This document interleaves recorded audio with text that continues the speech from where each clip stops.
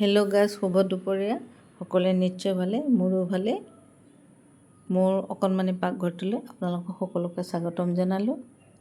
আজি এটা অন্য ভিডিঅ' লৈ আহিছোঁ। ভিডিঅ'টো শেষলৈকে চাব, ভাল পালে লাইক কমেণ্ট কৰিবলৈ নাপাহৰিব।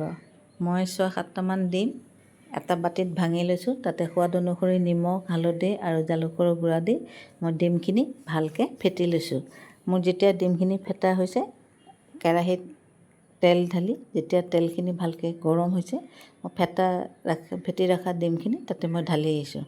ঢালি দিয়াৰ পিছত মই আস্তে আস্তে ডিমখিনি ভাজিছোঁ, যাতে একেবাৰে গুড়া হৈ নাযায়, তেনেকুৱালৈকে মই ৰাখিছোঁ। আৰু যেতিয়া ডিমখিনি ৰঙচুৱা হৈছে, তেতিয়া মই ডিমখিনি অন্য এটা বাতিত নমাই ৰাখিছোঁ।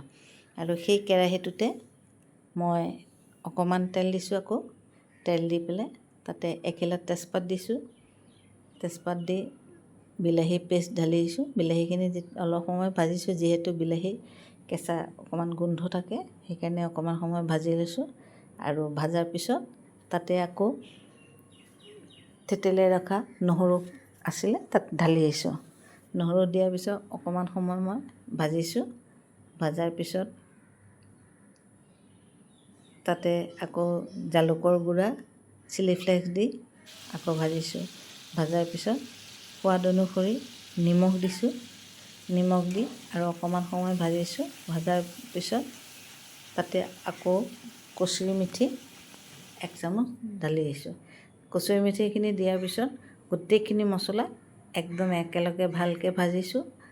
আৰু ভাজাৰ পিছত যেতিয়া মোৰ মছলাখিনি ধুনীয়াকৈ ভজা হৈছে, তাতে 1.5 চামুচ কৰ্ণফ্লাৱাৰ দি আকৌ মছলাখিনি ভাজিছোঁ। মছলাখিনি ভাজাৰ পিছত যেতিয়া মোৰ মছলাখিনি ভালকৈ ভজা হৈছে, তেতিয়া মই তাতে গাখীৰ ঢালি আহিছোঁ। গাখীৰখিনি দিওঁতে মই গেছটো কিন্তু কমাই দিছোঁ, নহ'লে ফাটি যাব, বিলাহী যিহেতু। আৰু যেতিয়া মোৰ তৰকাৰীখিনি ভালকৈ উতলিছে, উতলোতে মই ভাজি ৰখা ডিমখিনি তাতে ঢালি আহিছোঁ। ডিমখিনি দিয়াৰ পিছত যেতিয়া ডিমখিনি ভালকৈ উতলিছে আৰু যেতিয়া গ্ৰেভি হৈছে, তেতিয়া মই 1 চামুচ তাতে ঘিউ ঢালি আহিছোঁ। ঘিউ ঢালাৰ পিছত মই অন্য এটা বাতিত, মোৰ যেতিয়া হৈ গৈছে, মই অন্য এটা বাতিত নমাই থৈছোঁ। কেনেকুৱা পালে জনাব। আজিলৈ আহোঁ, বাই বাই।